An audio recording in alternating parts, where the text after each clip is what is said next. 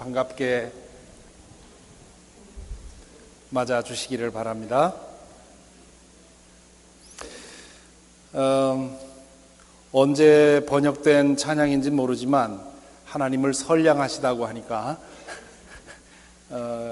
요즘 제가 배운 선량하다는 말은 주로 한 사람한테 쓰는 말인데 아마 그 전에 번역이 된 말씀인 것 같습니다. 잘못됐다는 얘기는 아닙니다. 지난 한 주 어떻게 지내셨습니까? 여러분 중에는 이번 대통령 선거 결과를 다행으로 여기는 분들도 있으시겠고요. 또 실망하신 분들도 있을 것입니다. 새로운 대통령이 앞으로 행할 조치들이 자신의 삶을 흔들어 놓지 않을까 걱정하며 두려움에 빠져 있는 분들도 있습니다.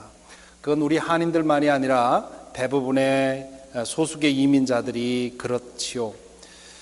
주님께서 그런 분들의 불안한 마음을 다잡아 주시기를 바랍니다. 다윗이 시편에서 고백한 것처럼 진정한 안전지대는 주님밖에 없습니다.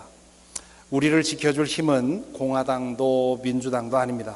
힐러리도 트럼프도 아닙니다. 오직 우리 하나님만이 우리가 기대하고 의지할 언덕이십니다. 과거에도 그랬던 것처럼 앞으로도 혹시 있을지 모를 우리가 두려워하는 그런 위기를 주님께서 인도해 주시고 이 길을 열어주실 줄 믿고 용기를 얻으시기 바랍니다. 이제 선거는 끝이 났고요. 특별한 이변이 없는 한 새 대통령의 통치 아래서 살아가게 되었습니다. 이런 상황에서 우리 그리스도인들은 어찌해야 될까요? 먼저 우리는 이것도 하나님께서 허락하신 것임을 인정해야 합니다. 트럼프를 지지했던 분들은 그렇게 받아들이는데 어려움이 없겠지만 트럼프가 대통령이 되면 나는 이민 가겠다고 그렇게 말하면서 혐오했던 사람들도 일단은 이 결과를 받아들여야 합니다. 우리는 지금 전교우 성경 일독을 따라서 예언서를 읽고 있습니다. 지난주에는 미가서, 나훔서, 하박국서, 스바냐서 그리고 학개서를 읽었습니다. 예언서에 거듭 반복되고 있는 메시지 중 하나가 무엇입니까? 하나님은 모든 나라, 모든 권세, 모든 제왕들을 다스리신다는 것입니다. 선하고 거룩한 사람들도 들어쓰시지만 악하고 잔인한 사람도 들어쓰신다는 것이지요. 바벨론의 산헤립 왕도 들어쓰시고요. 페르시아의 고레스 왕을 나의 종이라고 부르셨습니다. 그들은 인류 역사상 가장 잔인한 왕들이었습니다. 오해는 하지 마시기 바랍니다. 하나님께서 그들의 부도덕성과 야만성에 눈 감으시고 다른 장점을 사용했다는 뜻이 아닙니다. 그들이 다른 나라를 공격하고 그 주민을 잔인하게 짓밟도록 하나님이 시켰다는 뜻도 아닙니다. 그 왕들이 부도덕하고 야만적이었던 이유는 그들이 그런 선택을 했기 때문이지요. 하지만 하나님께서는 그들이 택한 죄악을 이용해서 이스라엘과 유다를 심판하는 도구로 썼다는 겁니다. 그런 다음에 그들의 죄악에 대해서도 응당한 심판을 하셨습니다. 새 대통령의 성품과 언행 그리고 살아온 이 이력은 하나님의 뜻의 정면으로 위배되는 것이 많습니다. 그는 하나님이 인정할 만한 그런 삶을 살아온 사람이 아닙니다. 그런 그가 모든 예상과 관례와 추문을 차례로 깨뜨리고 대통령 자리에 올라서 많은 이들을 놀라게 했습니다. 하나님이 허락하지 않으면 일어날 수 없는 일입니다. 그렇다면 하나님은 혹시나 그의 결점과 허점과 약점을 사용해서 어떤 일을 이루시는 것은 아닌지 모르겠습니다. 그것이 저를 불안하게 합니다. 하나님이 선하고 덕망 있는 지도자를 쓰실 때는 주로 구원을 이룰 때고요. 부도덕한 지도자를 들어 쓰실 때는 주로 징벌과 심판을 행하실 때라고 하는 그런 역사적인 교훈 때문입니다. 미국의 도덕적인 부패와 사회적인 불의가 징벌과 심판이라고 하는 극약 처방이 아니고는 돌이킬 수 없다고 판단하신 것이 아니기를 바랍니다. 그런 불행한 사태가 일어나지 않도록 우리는 새로 선출된 대통령에게서 최선의 것이 나올 수 있도록 기도해야 합니다. 바울 사도가 한 말을 기억합니다. 로마서 13장 1절에서 이런 말씀을 하시지요. 모든 권세는 하나님에게서 온 것이며 이미 있는 권세들도 하나님께서 세워주신 것입니다. 새 대통령이 이 말을 귀담아 들었으면 좋겠습니다.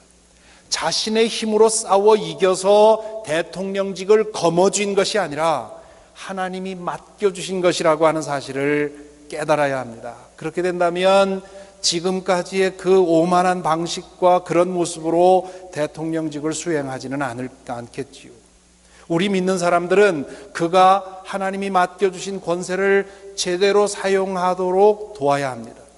하나님의 정의에 어긋나는 결정이나 정책을 밀고 나가려 할 때는 반대의 목소리도 내야 합니다. 그러려면 아무리 못마땅해도 일단은 그를 대통령으로 인정을 해야 합니다. 아울러서 이번 이 선거 과정을 통해서 우리는 깨달음을 얻어야 합니다. 얼마 전에 읽었던 호세아를 통해서 주신 하나님의 말씀을 기억합니다. 깨닫지 못하는 백성은 망한다.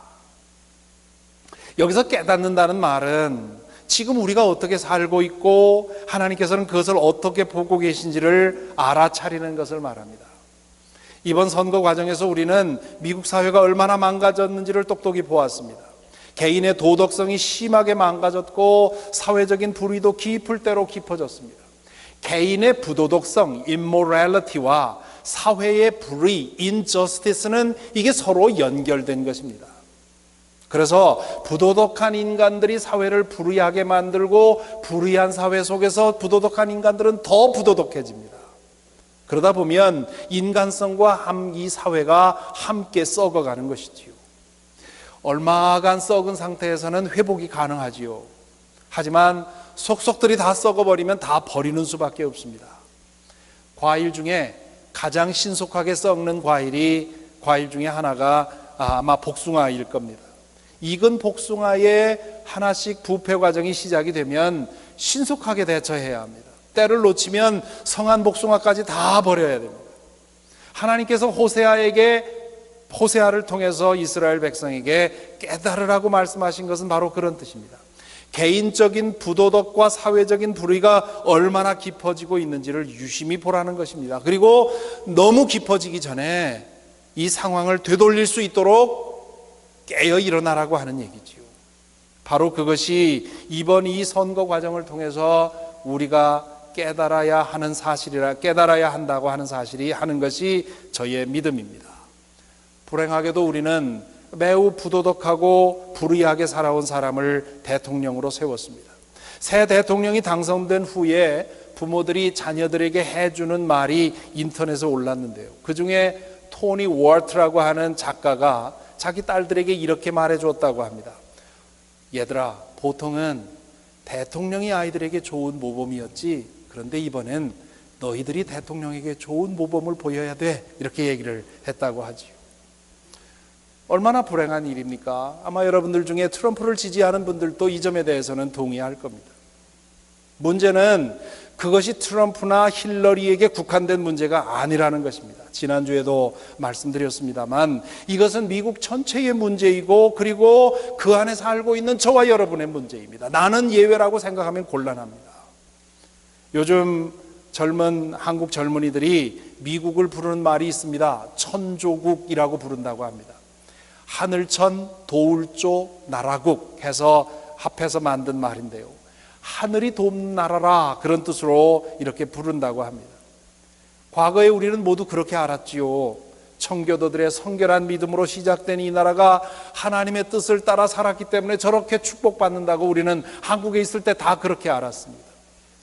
과거 정말 그랬는지는 모르지만 확실한 것은 지금은 더 이상 그렇지 않습니다. 제가 너무 부정적으로 말하고 있다고 생각하실지 모르겠습니다. 하지만 지난 몇 주간 우리는 예언서를 읽으면서 무엇을 보셨습니까? 모든 것이 잘 되어가고 있는 것처럼 보일 때에 예언자들은 망조가 들었다고, 깨닫고 회개하지 않으면 망한다고 그들은 소리쳤습니다. 사람들은 예언자들을 향해서 저들은 이상하게 부정적인 사람이라고, 입만 열면 부정적인 얘기만 하는 사람들이라고, 쓸데없이 트집 잡는 사람들이라고 거부를 했습니다. 그런데 그런 습성이 깊어지니까 나중에 망해가는 것을 뻔히 보면서도 예언자들의 음성을 듣지 않았습니다. 저는 지금 미국이 그런 상황에 있다고 믿습니다. 이번 대통령 선거는 우리에게 기상나팔과 같은 그런 사건이라고 믿습니다. 이 기상나팔에 가장 먼저 깨어나야 할 사람들이 우리 믿는 사람들이라는 것이지요. 그런 깨달음에 공감한 사람들이라면 먼저 자신의 삶을 돌아보아야 합니다. 물론 새로 뽑힌 대통령과 그를 돕는 정치인들이 앞으로 어떻게 하는지 지켜보아야지요. 또한 우리 사회를 깊게 물들이고 있는 부도덕과 부정의를, 이 질병을 치유하도록 노력해야 합니다. 하지만 그 모든 노력은 나로부터 시작이 돼야 됩니다. 역사를 보면 참된 변화는 아래로부터, 그리고 한 사람에게서부터 시작이 되었습니다. 권력을 쥔 사람이 권력의 힘으로 밀어붙인 개혁은 모두 불행한 결과를 만들어내거나 실패하고 말았습니다. 자신은 그냥 두고 다른 사람만 바꾸려고 한 개혁도 모두 다 실패했습니다. 제도로도 안 되고요, 군사력으로도 안 되고요, 돈으로도 안 됩니다. 진정으로 이 사회가 변화하려면 저와 여러분 같은 이름 없는 사람들이 저변에서부터 시작해야 합니다. 진정한 심령의 변화와 그에 따른 삶의 변화가 있어야 우리가 사는 이 세상이 달라지는 것입니다. 그러면 어찌해야 할까요? 지금의 이 현실을 보고 이대로 두면 안 된다고 느끼는 사람들이라면, 그렇게 깨달았다면 그 다음에 어찌해야 될까요? 오늘 읽은 본문에 미가서의 한 본문을 읽었는데요, 이 본문은 미가서의 요절이라고 할 수 있습니다. 오늘 처음 읽으셨다면 잘 표시해두고 꼭 기억해둬야 할 말씀입니다. 여기서 예언자 미가는 하나님께 이렇게 질문을 하지요. 내가 주님 앞에 나아갈 때에, 높으신 하나님께 예배 드릴 때에 무엇을 가지고 가야 합니까? 번제물로 바칠 1년 된 송아지를 가지고 가면 됩니까? 수천 마리의 양이나 수만의 강줄기를 채울 올리브 기름을 드리면 주님께서 기뻐하시겠습니까? 내 허물을 벗겨주시기를 빌면서 내 맏아들이라도 주님께 바쳐야 됩니까? 내 지은 죄를 용서해 주시기를 빌면서 이 몸의 열매를 바쳐야 합니까? 사실 이것은 미가의 생각이 아닙니다. 당시의 백성들이 가지고 있었던 생각을 미가가 대신 표현한 것이죠. 무엇을 드려서 하나님의 마음을 얻으려 한다면 오해한 것입니다. 제사를 드리고 제물을 드리는 것은 용서를 얻자는 것도 아니고 축복을 얻자는 것도 아닙니다. 우리의 몸을 불사른다 해도 할 수 없는 일입니다. 온 우주의 창조자이신 하나님께 우리가 무엇을 드려서 그분의 마음을 돌릴 수 있겠습니까? 제사를 드리고 예배를 드리고 헌금을 드리는 것은 감사로서 드리는 것입니다. 은혜에 주어진 은혜에 대한 감사로 드리려는 것이지요. 오늘날 우리가 드리는 11조 헌금과 또한 다른 헌금도 마찬가지입니다. 그것을 드려서 하나님의 마음을 바꾸려거나 환심을 사려는 마음을 가지면 잘못된 겁니다. 다음 주일에 우리는 한 해 동안 받은 은혜에 감사하면서 추수감사 주일을 지키면서 감사 헌금을 드릴 것입니다. 그것은 말 그대로 감사의 예물이 되어야 합니다. 그것 가지고 하나님을 어찌하려고 하면 안 됩니다. 어찌할 수도 없습니다. 그런 마음으로 드리면 그것은 헌금이 아니라 복채가 되는 거고요. 그리고 우리는 하나님을 우상으로 전락시키는 것입니다. 헌금을 드리면서 죄를 지으니 이게 얼마나 어리석은 일입니까? 이 미가의 질문에 대해서 하나님이 뭐라고 답하십니까? 8절이 중요한데요. 우리 8절 함께 같이 읽겠습니다. 너 사람아, 무엇이 착한 일인지를 주님께서 이미 말씀하셨다. 주님께서 너에게 요구하시는 것이 무엇인지도 이미 말씀하셨다. 오로지 공의를 실천하며 인자를 사랑하며 겸손히 내 하나님과 함께 행하는 것이 아니냐. 하나님께서 정말 보고 싶어하는 것은 우리 자신이고 우리의 삶이라는 뜻입니다. 우리가 매일 그분의 뜻을 따라 살아가는 것이라는 뜻입니다. 마지막 절에 겸손히 내 하나님과 행하는 것이 아니냐 말씀이 그런 뜻입니다. 여기서 겸손히라고 번역된 말은 주의 깊게, 신중하게, 그런 뜻도 가지고 있습니다. 매일 신중하게, 주의 깊게 그분의 손길을 분별해 가면서 말하고 행동하는 것을 뜻합니다. 그렇게 말하고 행동하는 것이 겸손이지요. 오늘 우리의 삶의 모습은 어떻습니까? 하나님의 손길을 무시한 채로 홀로 좌충우돌, 동분서주, 우왕좌왕, 갈팡질팡 살아가지 않습니까? 그렇기 때문에 때로 부도덕하게 말을 하고 행동하게 됩니다. 그런 사람들이 서로 어울려 살다 보니 이 세상에 불의가 가득하게 되었습니다. 그것이 이제는 더 이상 내버려 둘 수 없을 정도가 되었다고 하나님은 이번 선거를 통해서 우리에게 깨우쳐 주십니다. 이제는 하나님 앞에 잠잠히 머물러 서야 할 때입니다. 침착하게, 신중하게, 사력 있게 하나님의 손길을 분별하면서 그분의 뜻을 따라 겸손히 살아야 할 때입니다. 하나님은 그것을 보고 싶어 하시는 것이지요.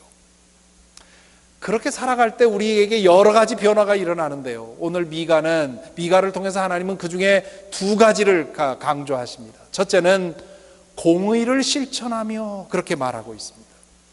공의라는 말은 번역은 공적인 정의, 즉 사회적인 정의를 말하는 것이고요.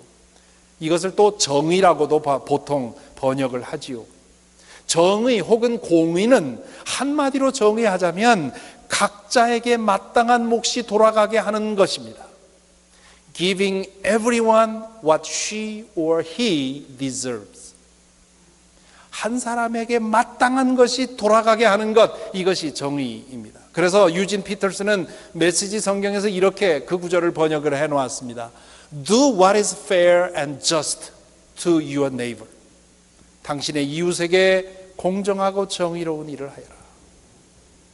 어떤 사람이 피부 색깔 때문에 혹은 교육 수준 때문에 여자라는 이유로 혹은 신체적인 조건 때문에 차별당한다면 우리는 그것을 정의롭지 못하다고 말합니다. 모든 인간은 어떤 상황 속에서도 인간으로서의 절대적인 가치를 인정받아야 된다고 믿기 때문이지요. 어떤 사람이 땀 흘려 일했는데 보수를 받지 못했다거나 혹은 정도 이하의 보수를 받게 되면 우리는 그것을 정의롭지 못하다고 생각합니다. 마땅한 몫이 돌아가지 않았기 때문이지요. 반대로 보수를 받고 일하는 사람이 자신이 받는 보수에 정당한 노동을 하지 않았다면 그것도 역시 불의하다고 정의롭지 못하다고 말하는 것이지요. 보수를 받은 사람은 자신의 보수에 합당한 그런 노동을 할 수 있도록 힘써야 그것이 정의입니다. 어떤 사람에게 권력이 맡겨졌는데 그 사람이 그 권력을 가지고 자신의 이익을 위해서 사용했다면 그것도 우리는 정의롭지 못하다고 말합니다. 왜냐하면 권력을 맡겨준 사람들에게 정당한 몫을 나눠주지 않았기 때문입니다. 지금 한국에서 일어나는 일들을 보고 정의롭지 못하다고 말하는 이유가 여기에 있습니다. 자신에게 권력을 맡겨준 사람들에게 마땅히 맡겨준 그 몫을 줘야 되는데 그러지 않았기 때문이지요. 과거의 미국은 정의로운 국가로 세계 모든 나라로부터 부러움을 샀습니다.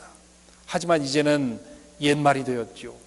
정치인들이 권력을 이용해서 자신의 몫을 챙기는 것이 흔한 일이 되어버렸습니다.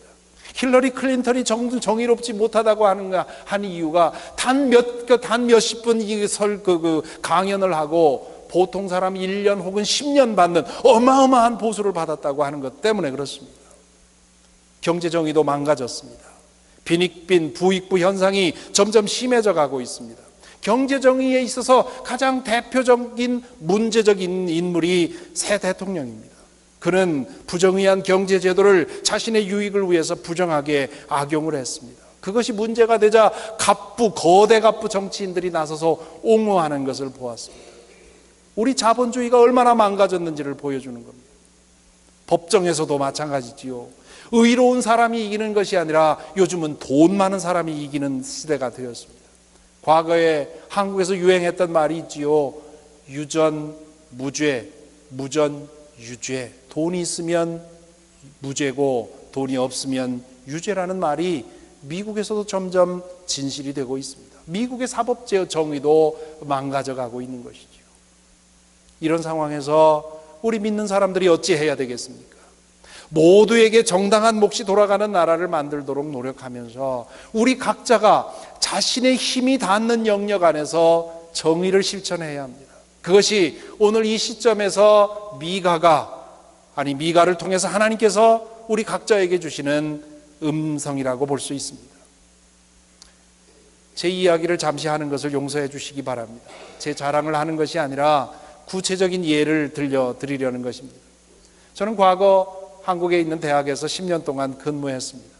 그동안에 교무처장, 교목실장, 대학원장 같은 주요 보직도 맡았었습니다. 그런 보직을 맡게 되면 어쩔 수 없이 대학의 주요 의사결정에 참여해야 합니다. 그런데 종종 제가 볼 때는 정의롭지 못한 결정을 내릴 때가 있습니다. 그런 결정에 이르지 않도록 목소리도 높이고 의견도 개진하지만 그렇게 안 될 때가 있습니다. 그럴 때 제가 할 수 있는 일은 제 능력이 미치는 영역 안에서 정의를 실천하는 일입니다. 저는 직원을 종부리듯 하지 않으려고 노력을 했습니다. 이 상하 관계가 분명한 한국의 조직사회에서 그것은 쉽지 않은 일입니다. 알아서 긴다고 하지요.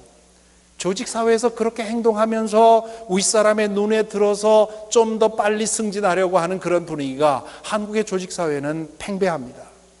눈 질끈 감으면 알아서 기는 직원들을 종처럼 부릴 수 있습니다. 요즘 그런 것을 갑질이라고 하지요. 저는 그것이 제가 믿는 하나님의 정의에 위배된다고 생각을 했습니다. 그래서 모든 직원들을 인격적으로 대하려고 노력을 했습니다. 저의 목적을 위해서 학생들을 이용하려 하지 않았습니다. 오히려 저에게 맡겨진 모든 힘을 동원해서 학생들에게 최대의 몫이 돌아가게 하려고 노력을 했습니다. 물론 제게 흠이 없다는 얘기가 아닙니다. 제가 한 일이 다 옳다는 얘기도 아니고요. 하나 저의 마음을 늘 사로잡고 있었고 지금도 여전히 늘 저 자신을 판단할 때 저 스스로 저울질하는 기준은 정의롭냐 하는 것입니다. 여러분은 어떠십니까? 매일의 삶에서 정의가 여러분에게는 얼마나 중요한 관심사입니까? 하나님은 미가를 통해서 그것이 가장 중요한 관심사가 되어야 한다고 말씀하고 있습니다. 사회가 속속들이 정의를 상실한 오늘 이 시대에는 더욱 그렇습니다. 우리가 속한 이 사회가 정의로워지도록 힘써야 하지만 더 큰 노력을 우리 자신에게 기울여야 합니다. 내 힘이 미치는 영역 안에서 정의롭게 일하고 정의롭게 사람들을 대하고 정의롭게 행동을 해야 됩니다. 입으로는 정의를 외치면서 실제로 자기 사적인 영역 안에서는 부정의한 사람들이 얼마나 많은지 모릅니다. 믿는 사람들도 예외가 아닙니다. 또한 그뿐만 아니라 힘이 없어서 정당한 몫을 받지 못하면서도 아무 말 하지 못하는 사람이 있다면 그를 도울 수 있도록 힘써야 되겠지요. 둘째로 인자를 사랑하며 그렇게 말합니다. 여기 인자라는 말은 히브리어로 헤세드입니다. 이미 여러 번 말씀드렸습니다마는 히브리어의 헤세드는 아가페, 헤세드는 꼭 기억하고 있어야 할 단어입니다. 우리 인간에게는 없는 하나님에게만 있는 영원한 사랑, 무조건적인 사랑을 의미합니다. 그래서 우리말 성경에는 그것을 구분하기 위해서 인자, 어지린, 자비롭다 할 때 자자를 써서 인자라고 번역을 해놓았습니다. 여기서 하나님은 그냥 사랑하며 라고 말하지 않고 인자를 사랑하며 그렇게 그렇게 말씀하고 있습니다. 하나님에게만 있고 그분에게서만 나오는 그 영원하고 변함없는 사랑을 사모하는 것이 중요하기 때문입니다. 한 번이라도 그렇게 사랑해 볼 수 있기를 갈망하고 소망하는 것이 중요하다는 얘기입니다. 십자가에서 드러난 그 조건 없는 사랑을 늘 사모하면서 그 사랑으로 나도 누군가를 사랑해 보고 싶어서 간절히 갈구하는 그 마음이 있어야 된다, 그런 얘기입니다. 앞에서 저는 정의를 각 사람에게 마땅한 몫이 돌아가는 것이라고 정의를 했지요. 사랑은 뭐라고 정의할 수 있느냐 하면 각자에게 마땅히 돌아가야 할 몫 이상을 주는 것이 사랑입니다. 정의가 닿을 수 있는 한계를 넘어가는 것이 사랑입니다. 한번 생각해 보십시오, 여러분. 만일 정의가 완벽하게 실현된 사회가 된다면 어떨 것 같습니까? 그러면 참 좋겠지요. 물질적으로 혹은 정신적으로 모두에게 정당한 몫이 돌아가는 세상이 된다면 억울하게 눈물 흘리는 사람은 아무도 없을 것입니다. 하지만 그 세상이 과연 행복한 세상일까요? 모든 것이 법대로만 되는 세상이 좋은 세상입니까? 물론 무법천지보다는 낫죠. 하지만 이상적인 세상이라고는 할 수 없습니다. 여러분, 사람들이 무슨 문제가 생겨서 분쟁이 생겨서 이렇게 저렇게 합의 보려고 하다가 안 되면 뭐라고 합니까? 우리 법대로 하자 그럽니다. 법의 판단에 따라서 정의를 가르자 그런 얘기입니다. 더 이상 배려니 양보니 희생이니 이런 거 없이 그냥 법으로만 하자 이런 얘기입니다. 법대로 하는 세상은 정의로울 수는 있지만 행복하지는 않습니다. 정의는 행복한 세상의 기본 조건입니다. 그러니 우리가 사는 이 세상은 기본도 되지 않은 것입니다. 하나님은 그 기본에서 한 걸음 더 나아가기를 원하십니다. 각자에게 마땅한 몫을 돌려주는 것에만 만족하지 말라는 것입니다. 그 사람이 받아 마땅한 몫 이상을 줄 수 있도록 힘쓰라는 얘기지요. 인간적인 사랑으로 변덕스럽게 했다 말았다 하지 말고 지속적으로 그렇게 하라는 말입니다. 그럴 때 이 세상은 살만한 세상이 된다는 것이지요. 이 말씀을 준비하면서 잠시 그런 생각을 했습니다. 제가 서재에서 설교 준비에 몰두하고 있는데 저녁 때가 되어서 아내가 부지런히 내려와서 열심히 음식 준비를 합니다. 그 모습을 뒤에서 보고 있으려니 문득 그런 질문이 들었습니다. 저 사람이 무엇 때문에 나에게 저렇게 하나? 내가 저 사람의 저 사랑을 받을 자격이 있나? 생각해 보니까 그런 자격이 제게 없습니다. 만일 제 아내에게 정의감이 확 솟아올라가지고 오늘 내가 충분히 했으니 오늘 저녁은 당신이 설교 준비 중단하고 당신이 저녁 준비해 그렇게 말하면 저로서는 저항할 수가 없습니다. 무서워서 그런 게 아니라 그게 정의롭고 공평한 거죠. 그런데 인자를 사랑하는 제 아내가 제게 마땅한 몫 이상을 저에게 준 것입니다. 그러니 저도 아내에게 돌아갈 몫 이상을 뭘 줄 게 없을까 생각을 하는 것이죠. 사랑하는 성도 여러분, 인생은 역시 살만해 라고 느껴질 때 언제 그런 느낌이 오던가요? 정의가 실현되었을 때던가요? 정의가 실현되면요, 행복감이 커지진 않습니다. 불만족이 줄어들지요. 행복감이 커질 때는 누구에겐가 내가 받을 몫 이상의 몫을 받았을 때, 이유 없이 받았을 때 그때 행복감이 커집니다. 그래서 묻습니다. 여러분은 과연 정의롭게 말하고 행동하고 있습니까? 여러분이 미치는 영역 안에서 여러분이 만나는 모든 사람들에게 마땅한 몫이 돌아가도록 힘쓰고 있습니까? 그렇게 하고 있다면 잘하셨습니다. 그런데 그게 기본이랍니다. 제가 하는 말이 아니고요, 성경이 그렇게 말씀하십니다. 그것에 만족하지 말고 그들에게 마땅한 몫을 넘어서서 사랑하라고 하십니다. 여러분이 어떤 사람을 고용했다면 그 사람에게 이미 일한 만큼 정확하게 계산을 보수해 주는 것, 그건 기본이라는 겁니다. 그것에 더하여 그 사람의 삶의 형편도 좀 물어보고, 어떻게 사는지도 물어보고, 아이들이 어떤지도 좀 물어보고, 가끔 아이들과 함께 밥 먹으라고 돈도 좀 찔러주고, 여기까지 가야 그 사회가 살만한 세상이 된다는 것이죠. 그것이 인자를 사랑하는 것입니다. 이것이 트럼프 대통령 시대를 사는 법입니다. 아니, 트럼프 대통령 시대가 되어 더욱 절실해진 삶의 방법입니다. 미국은 2016년 11월 8일 이전과 이후로 나뉠 거라고 합니다. 911이 미국을 그 이전과 이후로 나누었다고 하지요. 이번 이 선거가 너무도 고통스러웠기 때문에 그로 인해서 이전과 이후로 나뉠 만큼 지금 사회가 달라질 거라고 얘기를 합니다. 그런 시대에 우리 그리스도인들이 어떻게 살아야 되겠습니까? 그 사는 방법을 오늘 이 미가서를 통해서 우리에게 알려줍니다. 여기 모인 우리 각자가, 우리 한 사람 한 사람이 우리가 사는 곳에서 하나님 안에서 신중하고 정직하게 행동하면서 정의를 행하고 인자를 사랑하기를 계속한다고 생각해 보십시오. 가정에서, 교회에서, 직장에서, 그리고 어디서든 만나는 모든 사람, 그리고 하는 모든 일에서 하나님을 의지하면서 신중하게 행하면서 정의를 이루려고 하고, 그리고 거기에 더해서 사랑을 얹으려고 한다면, 그러면 우리가 사는 세상이 얼마나 많이 달라지겠습니까? 여러분도 경험해 보셨을 것입니다. 한 사람이 이유 없이 보여준 작은 친절이 나의 한 하루의 삶을 확 바꾸는 것을 여러분 보지 않았습니까? 새 대통령에게 기대할 것 별로 없습니다.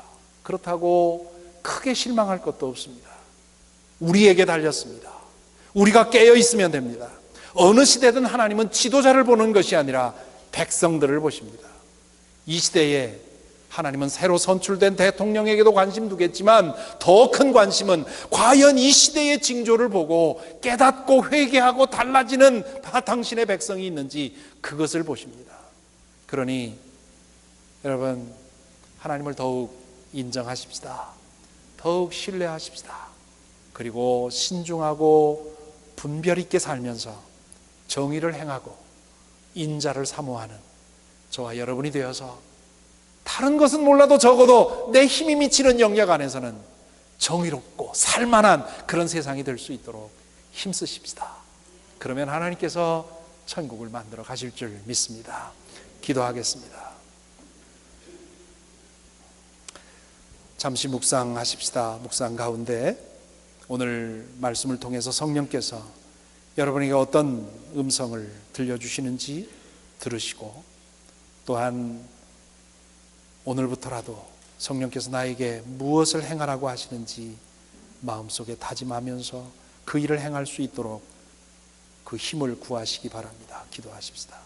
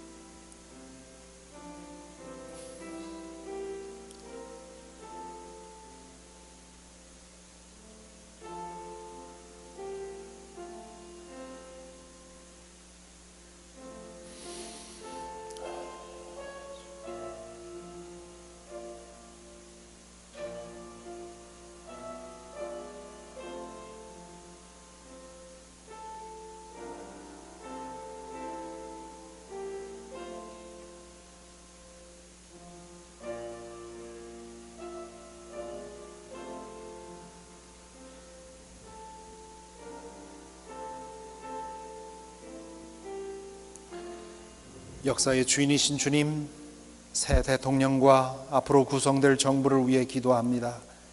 주님께서 그리고 국민이 맡겨주신 권력이라는 사실을 깨닫고 두렵고 떨림으로 소임을 다하게 하여 주시고, 그래서 많은 이들의 걱정과 불안이 잦아들게 하여 주옵소서. 새 대통령 선출로 인해 불안과 두려움에 눌려 있는 이들을 위해 기도합니다. 마음의 눈을 들어 주님 보게 하여 주시고 주님 안에서 소망을 찾게 하여 주옵소서. 주님이 참된 왕이시니 그들의 삶의 길을 열어 주옵소서. 저희에게 깨달음을 주셔서 주님과 함께 신중하고 사려지 깊게 살아가게 하시고 정의를 실천하며 그 위에 사랑을 더하게 하여 주옵소서. 저희가 선자리마다 삶의 기쁨이 회복되는 역사를 주여 허락하여 주옵소서. 우리 주 예수 그리스도 이름으로 기도하옵나이다. 아멘.